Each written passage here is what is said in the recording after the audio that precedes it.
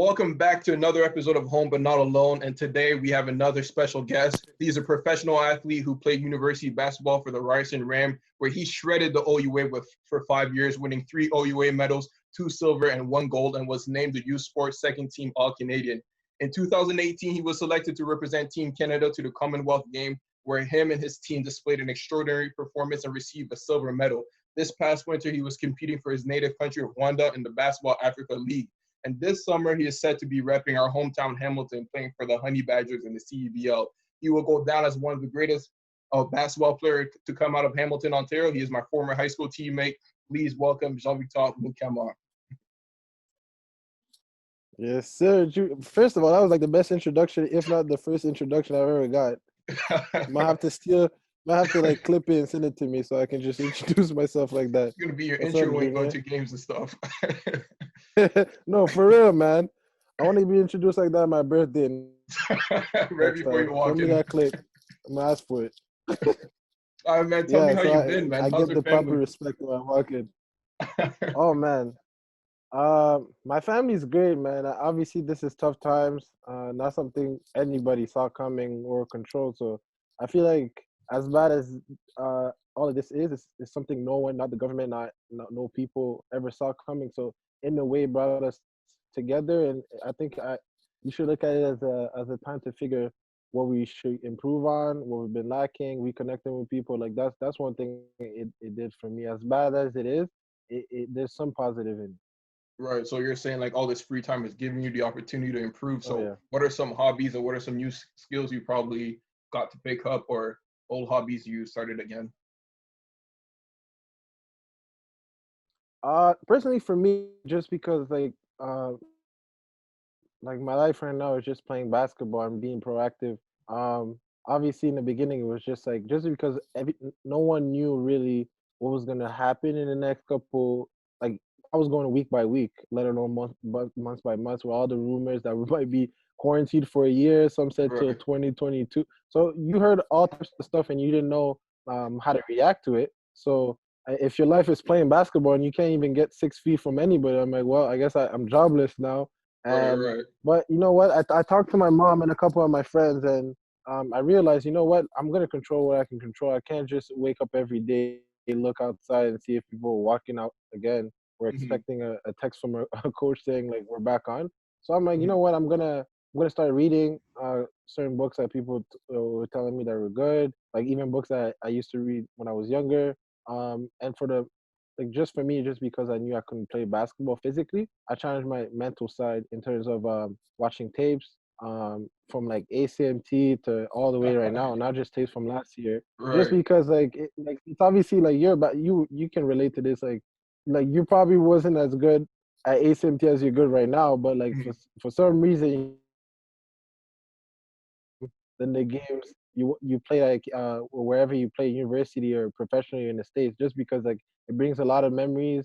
And then I always tell this to people, like the way you play when you're a kid and when you play right now is different. Like as much as people want to say we have love for the game, there's a business side of it right now. So I, like there's preparation behind it, and sometimes you're like, man, you got to kick yourself to get up and like go train, because this is life, this is your life, this is what you chose.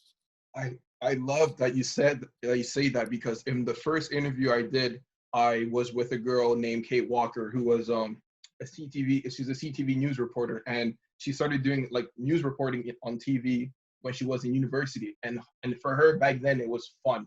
And I was like, me and my high school teammates Right. right back in the day were like, oh, all this is fun, but it's gonna be even funner when we're getting paid and we're in university and we're going to school for free. And then we got there, we're like, it's not any funner, right? Because there's more pressure and stuff like Yep. that.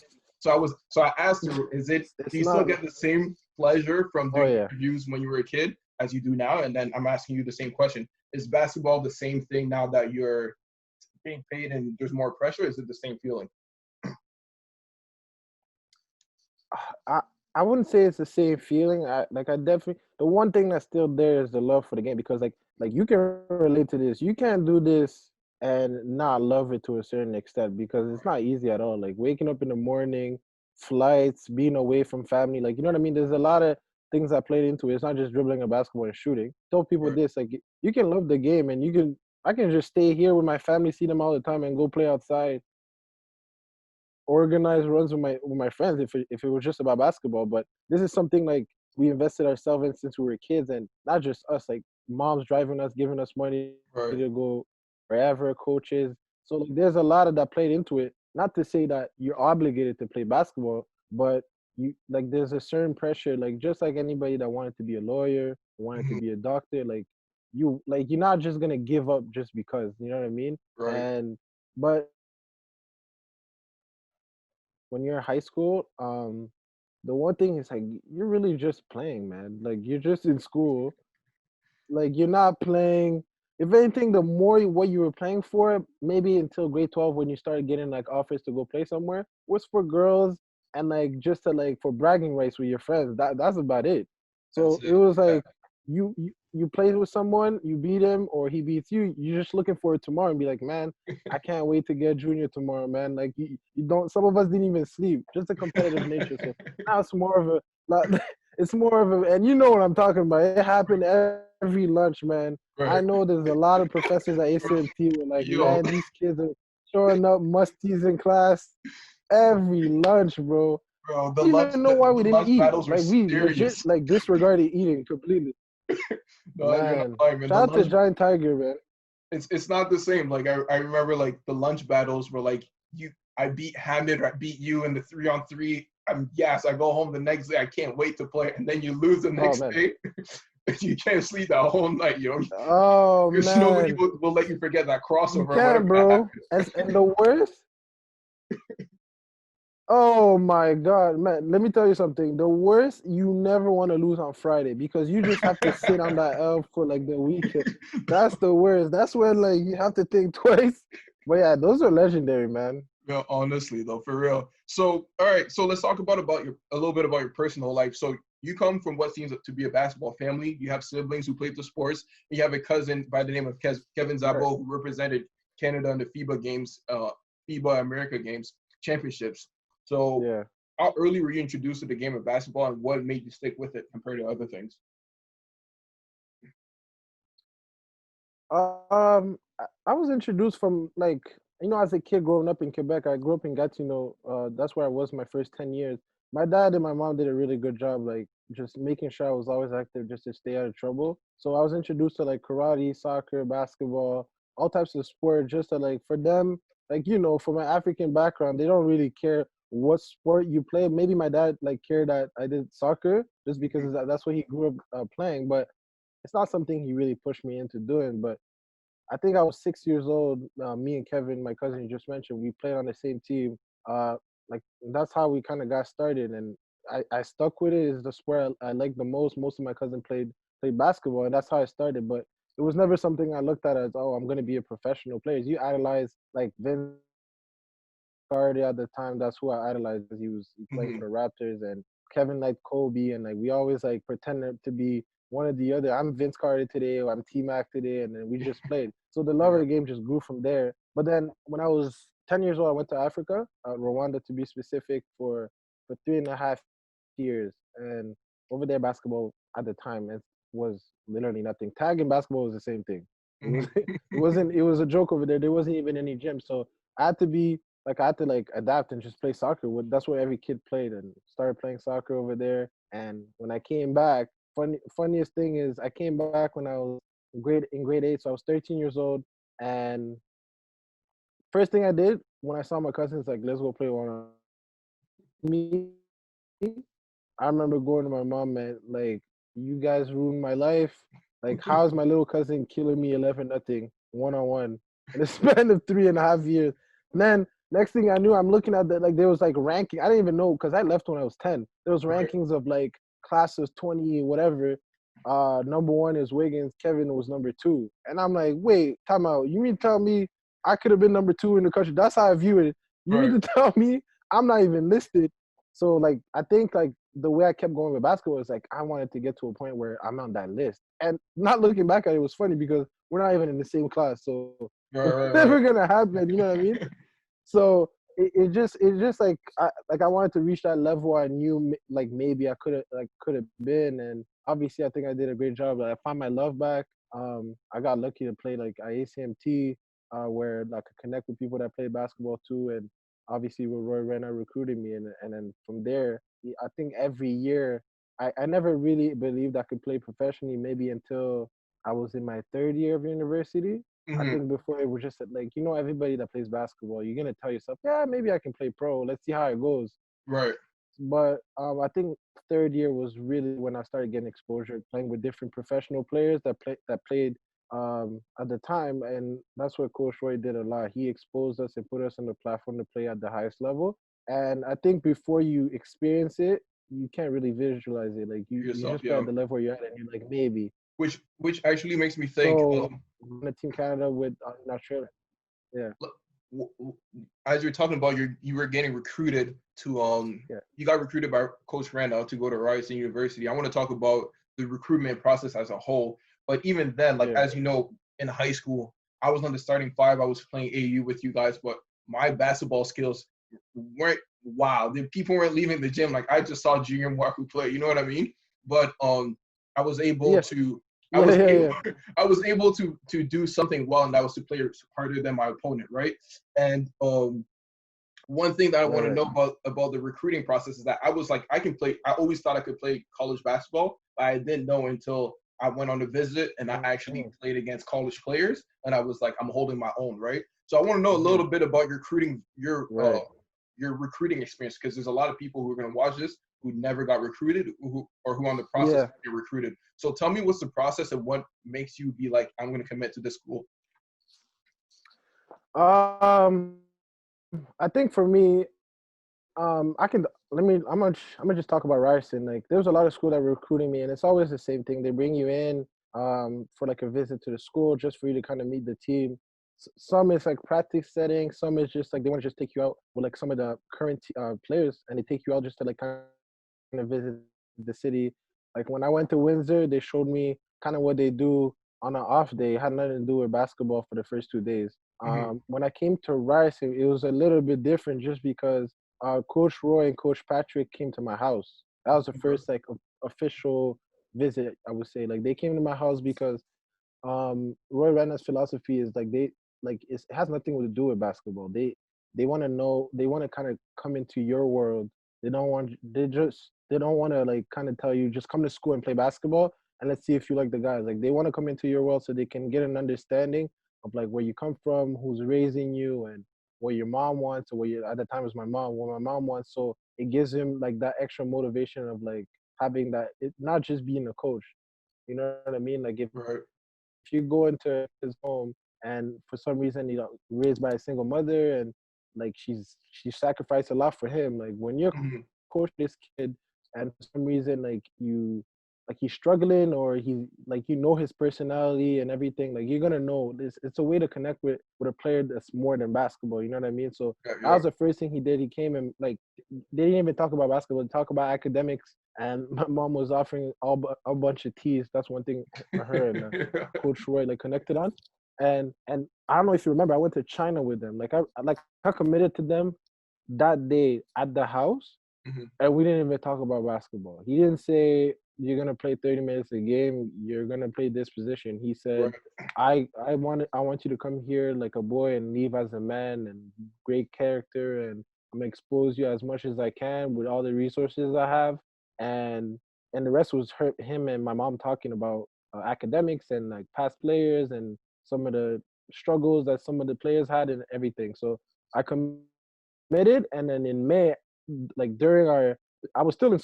I went to China for like I think it was like 13 days Yeah, I with them, remember. I remember. and then from yeah, and to me it was a no brainer. I'm like, I get to leave school, that's whatever. I'm like I commit. Low key, sometimes I'm like, did I commit because I just wanted to go to China for free? But nah, it was bigger than that. For them, it was like you're not even here yet, but like we want to bring you to this journey. You know what I mean?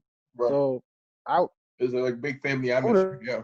never went to China if I didn't go to Ryerson. So it gave me a lot of yeah, and he knew he didn't have to do that because he could have been like, okay, we'll wait for everybody to come back and you'll come straight to Ryerson practices. But like they gave me a free trip to Ryerson, and it was a great platform for me to play basketball with them, Hmm. but also like to get to know them because there's a lot of time. we're outside of Canada, and there's gonna be a lot of time we're just at the hotel, like just chilling. So it was a perfect time. Right. No, that's very true. That's very true. Yeah. So that's awesome, man. So let's talk a little bit about your career at Rice, and I don't want to go too in depth in one of them in it, but one of your most memorable games where you scored 28 points at McMaster on November 16, 2018, right? So that was your Yeah. last game at McMaster. Yeah. Was that a statement game? Were you Yeah. like, man, let me leave here and go crazy in this Oh gym? yeah. Yeah. Your brother played in that Yeah. team. That Did was he? definitely it. Yeah, he did. So that definitely added fuel to like the fire because I'm not gonna give my brother the bragging rights of like I'm 1-0 against you, so I'm undefeated against you or something. So I'm not giving that guy that chance, and I knew he was gonna use it against me. But yeah, I remember. I don't know if you know Julia Bellini. She was like our video coordinator. She like sorry, not video coordinator. She was our in charge of media that day for our Ryerson page, and I told her and I told my coach as well all week like time I get to play in Hamilton. So I wanted like people some there's gonna be a lot of people I know Mhm. obviously, and you always want to play good in front of people that saw you play since you're in grade 9. But at the same time, there was different factors of why I didn't want to lose or have a statement game.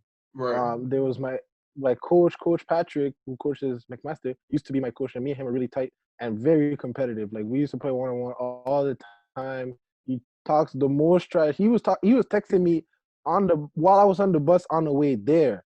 Like, we know you like going left. We like he was giving me my Skyrim report like while I'm going there. Like he was saying, that's not gonna work today. Your step backs are not gonna work. This is that. So, but like that's our like our friend like our friendship is. And my brother wasn't talking to me at all. Like I was trying to like, hey, why don't you just take a picture of like the screen, like the game, the game plan you guys have against me and everything. Like we're brothers, man. You don't need this. And at the time he wasn't playing, he was redshirting. So I'm like, you don't even get to. I'm not even gonna kill you. This is gonna be your team. And like he was laughing, and like I even FaceTime him when he was in the change room. I'm like, listen, like you can turn the camera. Today's not gonna be a good day for your team and everything. So I was talking a lot of smack, but I knew I was gonna go there very, very focused. And it ended up being like probably like the best stats I've had at Ryerson Mhm. ever, to be honest. Right. Oh, that's crazy. I love that motivation. I Yeah. also had games like that where I was like, oh, who we playing? Like, oh, we're playing Tristan Thompson's little Oh brother. yeah. And even though he wasn't a big name, I was just like, I just want to dominate I him know. just so I could say this Yeah. or say that. Or like whenever you play a no school, when I went to Acadia from uh, CBU to Acadia, I didn't Yeah. have my craziest stats, but all I cared is that we give him a 30 piece. And at the end of the Yeah, game, man. just shake the coach's hand As and you're players, you like, gotta yo, there's you always give yourself you give yourself like a reason why you want to kill a certain team, and for it certain could be the teams it's easier littlest than thing. others. Yeah, I love it. All trust right, me, so bro. tell me how one goes from you finish your playing years at Ryerson and then you find yourself to be on the Raptors 905. You play for the Patriots and Wanda, and now for the Yeah. CEBL and OBO. How does one go from playing university basketball, amateur basketball, to professional basketball? What are the steps? Mhm. Like honestly, for every player is different. I always tell people, and when I went to Rwanda specifically, there was a lot of people obviously because they don't know much about it, like about the steps of like going from a high school player or university player to being a pro. I'm like, listen, this is my first time, so I definitely don't have the blueprint. I'll let you know next year if anything.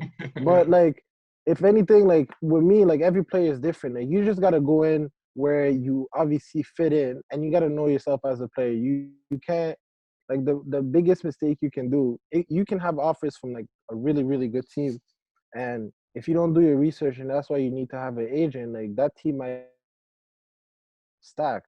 A lot of great players that have been playing for 5+ years, sometimes 10 years professionally, and you're gonna end up at a place but you might play 2 minutes, 3 minutes, and all the people are going to see for the next year is your stats. They're going Right. to say 1 point, 0 rebounds, whatever. That's in your resume. Like once you start, it's on your resume. Whatever you have is on your resume. So like, there's a lot of smart people that don't start low. I'm not saying to start low, but Right. just be realistic with yourself and put yourself in a position where you can showcase yourself. You know what I mean? Like you can be like I'm gonna say mid-major of pro, like and start killing, and then people see you start like averaging 15 and 9 or whatever. Like we need a 3 and D guy, and Right. then you move up.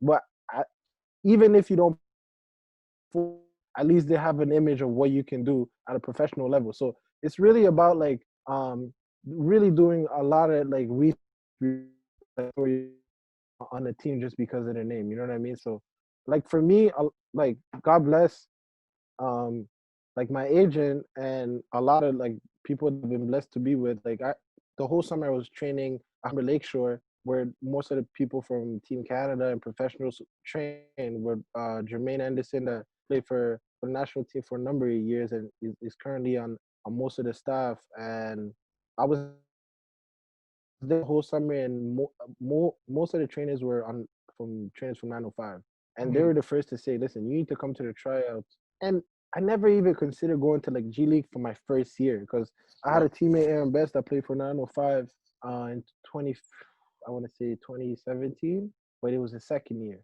So I was like, maybe it might be an option after, but like I gotta go test the waters in Europe. But every day they would say like, listen, you need to like you have the perfect game for an NBA game, so come to the trials, see what happens. And it was a risk just because the trials in September. You know what I mean? Right. And Right. for And Europe, usually you like would if find a you're gonna go team to Europe, you need to leave.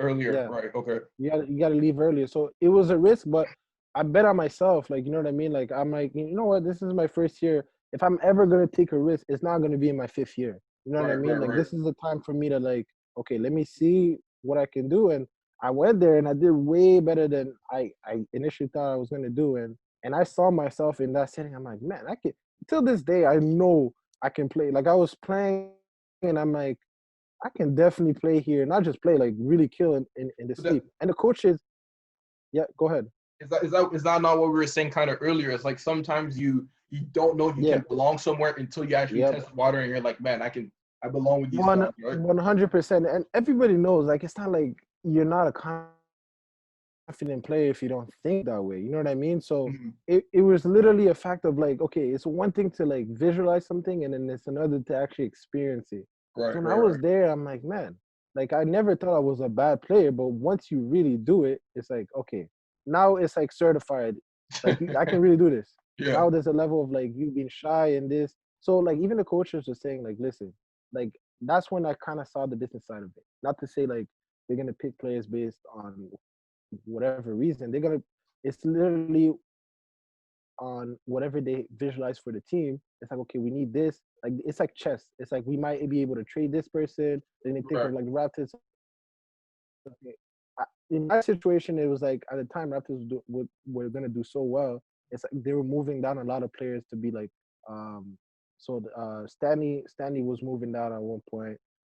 The white shooter on the Matt Raptors, I Thomas. forgot Matt something. Matt Thomas. Yeah, he was coming down at one point. Yeah, he was coming down. O'Shea was a two-way player. Tyler Ennis was there, and he played in the NBA. So that team was really, really stacked. And all these guys I'm naming, it's like there was like three guys that play that are on the Raptors roster coming down just because it's like these guys are doing well and they're not needed. So they're Mhm. coming.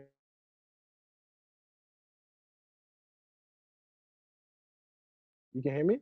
Yeah, you froze for a second. Okay, my bad.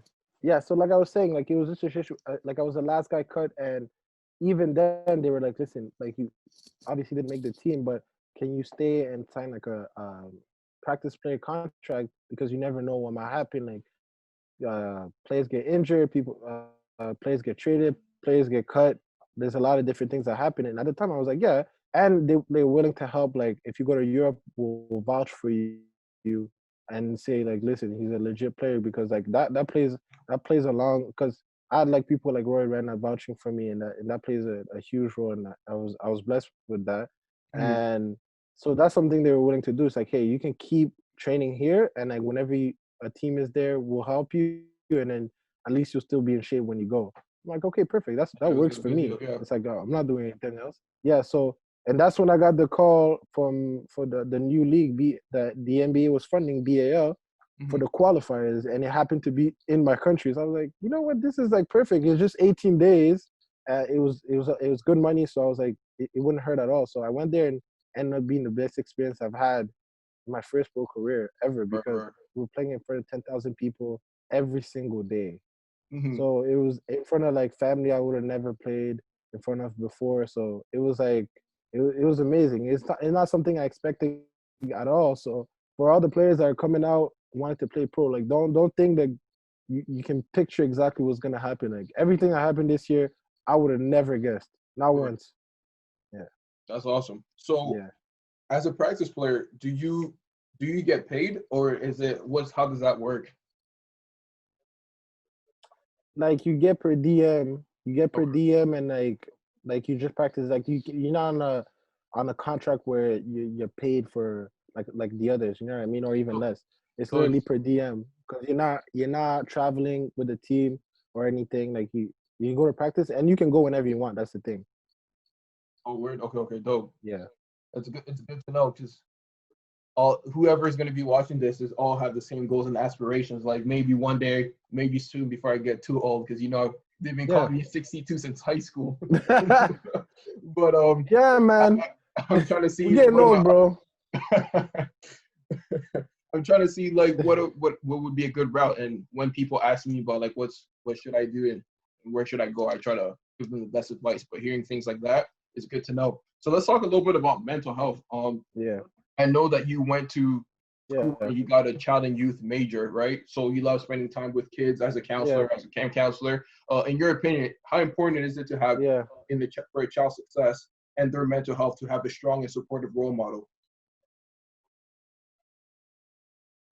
Oh man, I think if not the most important, it's definitely in the top three, man. I mean, like kids are sponges. That's the first thing they tell you. Like kids literally learn through their eyes, and they don't have the ability to be like, okay, this is good or bad, except for the obvious. Like if Hmm. you kill someone, that's bad. If you share something, that's like they know the obvious. But in terms of what a role model is able to do, is okay. This is an image. Okay, this is what he's been doing. I'm gonna take like a basketball player. A lot of people like um, idolizing and having a role model is two different things. That's where a lot of people get it confused and think, okay, well, this kid looks up to Michael Jordan, so he'll be fine. Like that's all he needs to see. As long as he plays basketball, he'll be fine. Like that might be enough for some people, just because it's like maybe playing basketball will keep him out of trouble, or he won't care about doing drugs Right, or right, doing whatever because he's so focused on being like Michael Jordan that he'll just play basketball and go home. But some, they might go to a court where there's drugs happening and there's all types of stuff, and then at some point he's gonna give in just because he's around it. You know what I mean? right. So having a role model would be like, okay, well, there's someone you have an older, but it could be an older brother, it could be a neighbor, it could literally be anybody. That's what people don't understand. It doesn't have to be family, but let's say that same kid, when he's playing basketball, he notices that there's an older guy or even an older woman that's playing basketball on the other net, and for some reason they say, "Hey, how'd you do this?" For so even though he still idolizes Michael Jordan, Right. he's gonna try and imitate what that person A does. So role if model. that Yeah. person like is surrounded by the same drugs and same bad activities, and he goes, "No, no, no, like I don't want any trouble. Keep that stuff away from me. I'm just here to hoop." Now he's Hmm. gonna like, no, okay, this is the way to do it. If I want to be as good as this person, I'm supposed to do what he does. So next Right. time he's approached by that, he's gonna be like, okay, yeah, obviously he didn't do it. Like, why would I do it? I'm trying to be like him. So Exactly. he's gonna mirror whatever you do. I'm happy you do say that because Save Me Save We has an approach as we are products of our environment, right? So if a kid is on a basketball court Yep. and he sees somebody not given into temptation and to the bad things, then that person's like, oh, Yep. that whether that person knows it or not, that him saying no to those temptation affects the people around us. So when I go to schools and I Yep. talk about people, I'm like, we are products of our environment. Our words, our actions, our energy have impact on those around us, and we might not even know it. So somebody could have a role model and actually Yeah. almost never even speak to them, right? Which is one of Right. life's greatest mysteries because somebody could find success just by either having an idolizing or by being mentored. And I love that you mentioned that. something I want to touch on real quick is as an Yeah. athlete, right? I've torn my ACL, which was detrimental for me. It abruptly stopped my season. I had Oh to yeah. sit down. I had to watch. Our team wasn't doing well in the first place, and I was like, I know I can help. You had during 2016, Yeah. 2017, you had to sit out for a year, right? So how did that, I know my mental health was Yeah. impacted as in like I had to keep reminding myself to be positive, to work on my upper body, blah, blah, blah. But how did that impact your Yeah. mental health on staying in shape, being ready for the next Mhm. season? And how did you overcome it? I think for me, it wasn't even a physical side because like at that point, it's maybe it's like being like I'm swagging out too much, but I never was worried to be like out of shape. You know me, like I've been skinny all my life. I'm like, Right. I never thought once like, oh man, I'm gonna come back like 300 pounds and I'm not gonna be the same. It wasn't about that. Like you touched upon, like I didn't even know my mental side could be affected at all. Like to me, I grew up in an environment, like I said, in the African background where that's like almost neglected. Like to them, Right. it doesn't exist. Mind you, like my mom works in a field, like she's a counselor. So I'm not saying like she was like that with me, but I'm saying like in general, like that's not something like I even thought could happen. Like, what do you mean? Like me to me, mental health was like if your mental health is affected, you're in a fetal position and you're crying every day. If Right. you're not doing that, then your mental health is good. So to me, I was like, yeah, I'm good. Like I'll be fine. But I realized it can take a toll on you when it was the first time I didn't play basketball an entire year ever, like ever since I started. So I'm like, I thought I was fine, and then you notice like small things, like there's a hole in your soul because like the biggest thing in your life that like literally you revolved around that, like is just taken away. Now what? Now you feel like you have no purpose in life. It's like, okay, now I had so much time. I'm like, the days felt like they were 72 hours. I Mhm. was like, what did I do after basketball? What can I do to like substitute it? And then like you find yourself fatigued, unmotivated. Um, then like if I didn't have the right like mentors and friends, if you're alone, you can find yourself like because you're unmotivated and feeling alone and no energy just because something so valuable has been taken away from you. Like you Right. might not realize it, but your mind just giving up Right. on thinking like, okay, what can I do? And then it's like I feel like it's stages. It's like you first you start. It's like okay, you don't know what's going on because that never happened to you. And then you get to a point. It's like okay, now I'm bored. Then you get to a point. It's like okay, what can I do to replace it? Right. Then when you don't find that thing to replace it, it's like you just give up. And that's where the dangerous part is. It's like if you don't have anybody to like prevent you to get to that spot or even help you like move you back to okay, here's what we can do. Are you good at this? Mhm. How often you work out? Did you study? Like there's different things, and I'm using me as an example. Like there's a lot of resources I didn't even know were available at Ryerson until that year. Like a lot of it was like I used to struggle with essays, and just like that, they're like, "Hey, did you know that there's a department that helps people with essays?" I'm like, "It's a department just for essays? That doesn't even make sense." I Right. went there, and not only there's a department for that, it's like it's almost like they're hoping people are bad at essays. That like they're happy helping, and it's a challenge to them, and it is because it's like, why is he so happy to do like help me with my homework? Like to do like to write a whole 10 page essay. Then you Right. get the joy out of it. And then while he's helping, I'm looking, I'm like, man, this is way easier than I thought. Like, what the heck was I doing before? Then you Right. kick yourself in the butt, like, man, I was messing up for no reason. But then that's also part of the process. It's like, you know what? I learned so much in that year that I would have never learned. It's almost like in the moment you're like, hell no, I will never go through that again. Right. Right. But now I'm like on Looking back. 100%. I don't know if I'm accomplishing what I did if I didn't learn how to talk to people when I'm feeling down or I never looked for help. Before it's like if you look for help, you're weak. And Mhm. like I didn't never said it, but that's how I thought. I'm like, why would Mhm. I ask for someone to help me with my essay? Like you know what I mean? I'm doing this Right. my Right. own. If I fail, I fail. And when I fail, it's like I'm on my own because I'm embarrassed. Mhm. But I got to a point like looking for help and helping people was okay, and that improved because the next year was the best year I had, like by far till that point. And the thing is, it's like I wasn't that much better. It really doesn't make sense, but all of it was because of my mental state.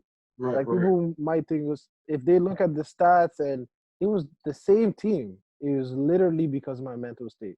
right, right.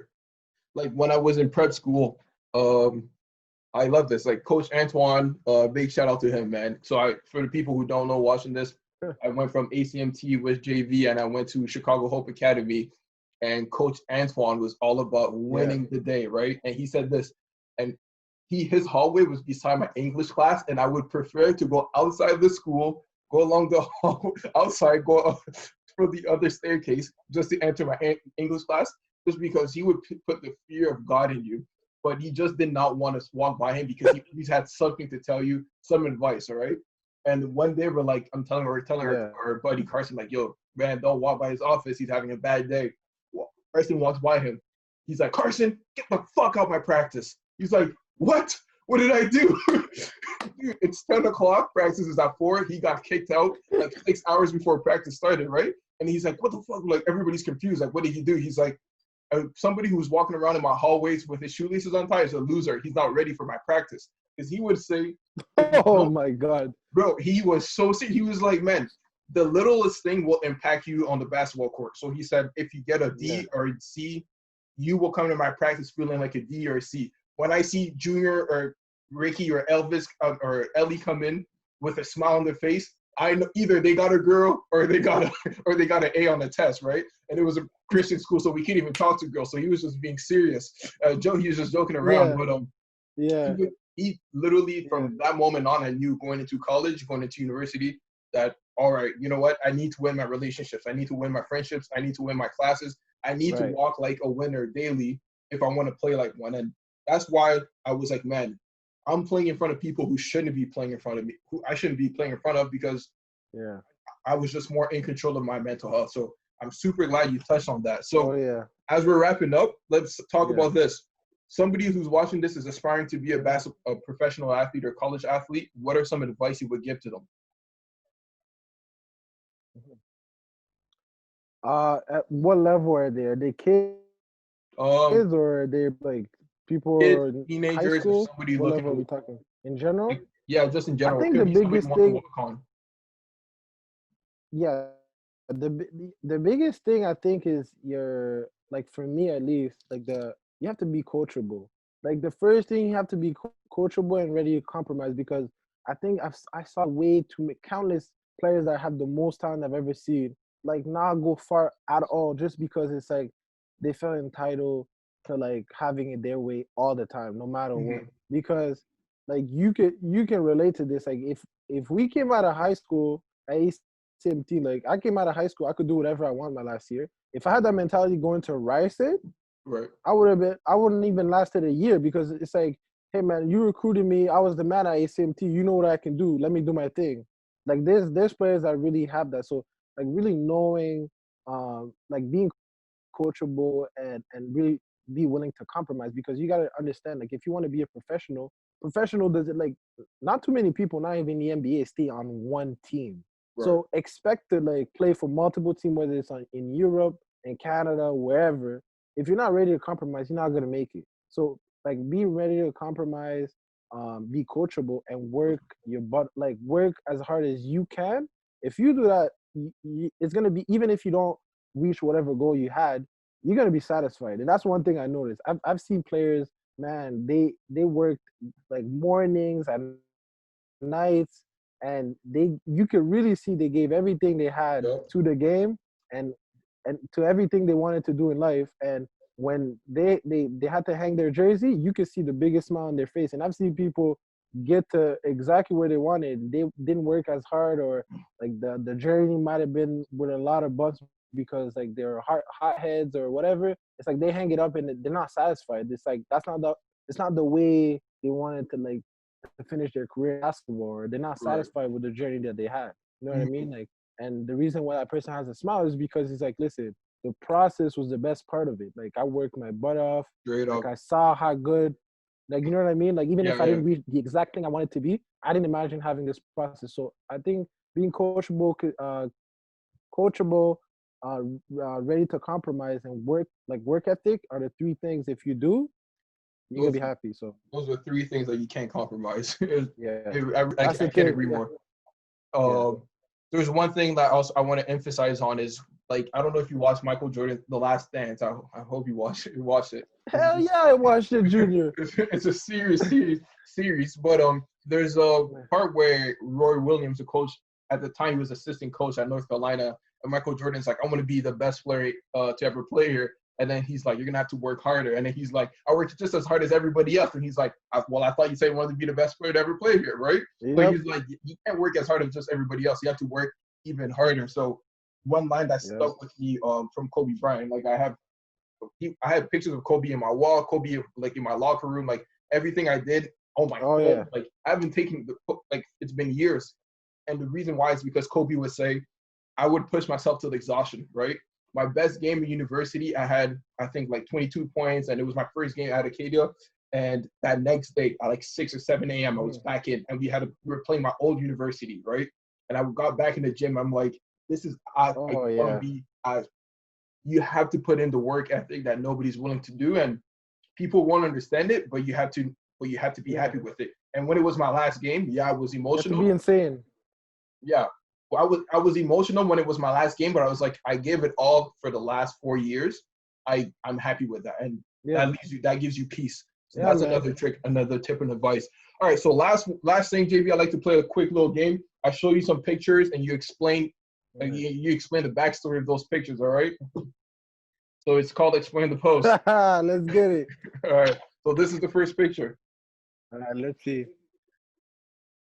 Oh shit! Oh, this is the first time I seen one OU the provincial championship ever against Carleton. We were down 13 at a half against Carleton. We lost to them that year. I'm pretty sure. Like everybody knows who Carletons are and their winning mentality. We beat like coach gave us the biggest speech at half. He's like, listen guys, we punched our tickets to nationals, but you guys pretty much said, oh, whatever, it's Carleton. No one's going to blame us for losing. You guys going to accept that, or are you going to make history because this is your last year? He's just pointing at people's last year. Are you going to be part of history, or are you just going to like lay back at home instead of winning? And we came back and we ended up winning. So that's what that picture was. That's what's up. My second picture is this one. Tell me what's happening here, man. What's the backstory here? What the heck? I don't even, honestly, I'm not even sure, but I know I was probably watching like the women's volleyball game, and like I was always like, you know, I'm that guy. Like if I go watch that, like my obviously my school team and they're doing well, I'm gonna do some stupid stuff all the time. And honestly, a good song probably came on. I'm gonna assume the Millie Rock came on, and I started dancing. You can see my friend hyping me up at the back. So that's probably what was going on. God knows what's happening with me there. All right, I got one last picture, and here it is. I'm going to share my screen so you can see it. Oh, that's legendary. That's crazy right there. That was my last year at ACMT with E-Man, Levi, and Hamid. Legendary Hamid. That picture was that picture right there, man. Oh, it's crazy. I looked at that picture and the first thing that came in was the games we used to play at lunch. Like circling back what we were talking about in the beginning, man. It just circled back to like all the I don't understand how we did that, man. Like we literally played for 30 minutes straight, and you would think we just played like for 3 hours, drenched. Man, we skipped lunch so many times, and then we trying to sneak in a snack in class and get in trouble. It was crazy, man. Those were the days. All right, so I have one last quick game that I want to play with you, and I want you to probably thought we were insane.